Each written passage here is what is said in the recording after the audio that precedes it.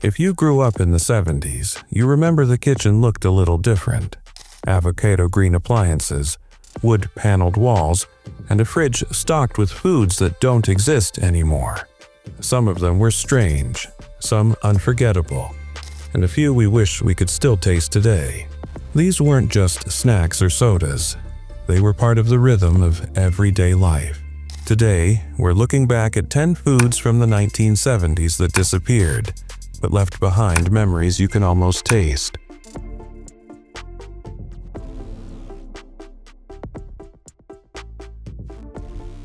This one felt like magic when you were a kid.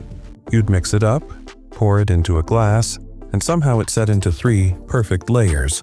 Firm at the bottom, creamy in the middle, frothy on top. It was like a dessert science experiment, and every kid begged their mom to buy it at least once.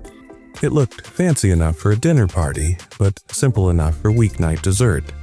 The truth is, it didn't age well.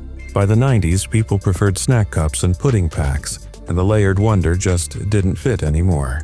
But if you ever scooped into a glass of Jell-O 1, 2, 3, you never forgot that little sense of wonder.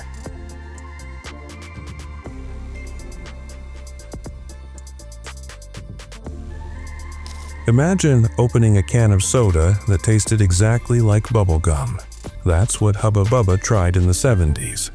Kids went crazy for the idea. Gum you could drink. The first sip was sweet and exciting, but finishing the whole can was another story. It was syrupy, heavy, and left you wondering if soda really should taste like candy. It vanished fast, but for a short moment, Hubba Bubba soda felt like the most daring thing in the vending machine.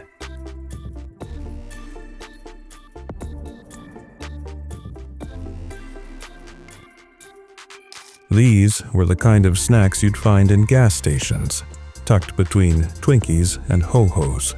A soft crescent of sponge cake, split open and filled with banana crème. It wasn't fancy, but it was comforting in that way only Hostess knew how to do. Kids would trade them at lunch, and the taste was pure 70s sweetness.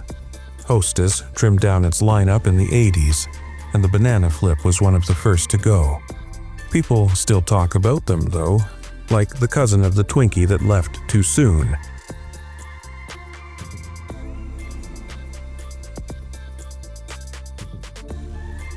America was looking to the stars, and Pillsbury gave kids a way to join in.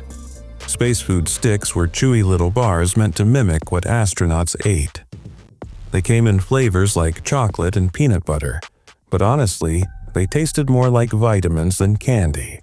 Still, kids bought them because it felt futuristic.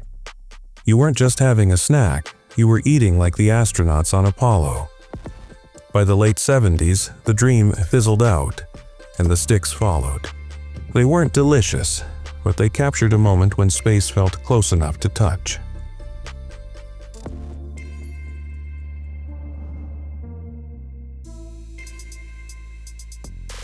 A smiling jar on the shelf with flavors you couldn't believe. Chocolate, vanilla, cinnamon, banana. Kugel turned boring peanut butter sandwiches into something kids actually looked forward to. It was thick, sweet, and perfect on white bread. Parents gave in for a while, but the novelty faded and sales slipped. By the end of the decade, Kugel disappeared. If you grew up with it, though, you probably still remember the way the jar looked in the pantry, calling your name after school.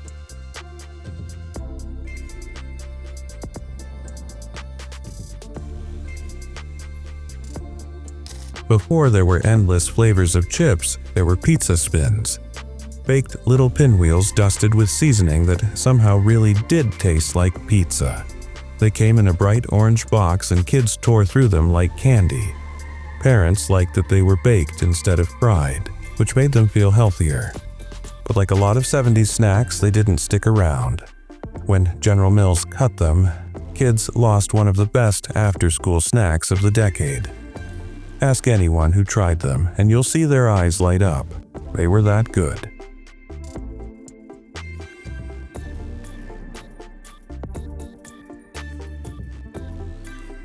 The Choco-Lite bar didn't look like any other chocolate bar. Break it open and you'd see hundreds of tiny bubbles inside, giving it a light, crisp texture. Commercials made it look futuristic, like chocolate reimagined. It wasn't just candy, it was an experience.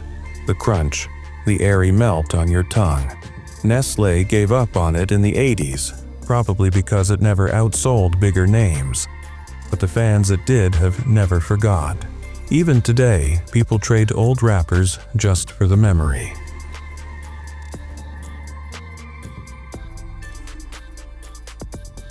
Pepsi took a chance on something different in the late 70s, a clear, apple-flavored soda. It was crisp, refreshing, and stood apart from colas and root beers. For a few years, Aspen soda found its place in lunchboxes and family cookouts. But apple soda just wasn't what most people were reaching for, and by the early 80s it was gone. Every now and then, you'll hear someone say it was ahead of its time, because today, an apple-flavored sparkling water would probably sell out.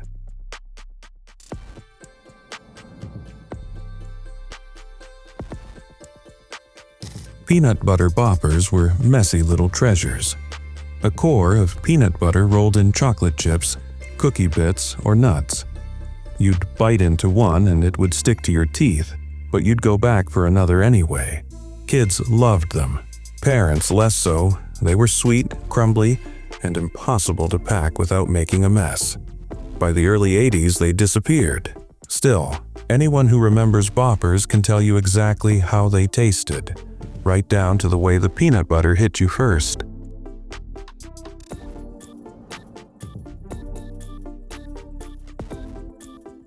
At parties in the 70s, you didn't slice cheese, you sprayed it. Snackmate came in an aerosol can, ready to squirt on crackers, celery, or straight into your mouth when no one was watching. For kids, it felt like food and toy rolled into one. The taste was salty and creamy, but the fun was really in the spray. Eventually, people started to question if cheese should come from a can, and the fad slipped away. But if you grew up with it, you remember the hiss of the nozzle and the laughter that always followed.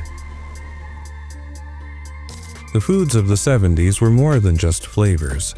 They were memories of family dinners, school lunches, and grocery store aisles that looked different than they do now. Some were strange, some were wonderful, and all of them marked a time when food companies weren't afraid to experiment. Which of these do you miss most? Or maybe you had a 70s favorite we didn't include. Share your memories in the comments, and if you enjoyed this trip back in time, don't forget to like, subscribe, and join us again for more stories from America's past.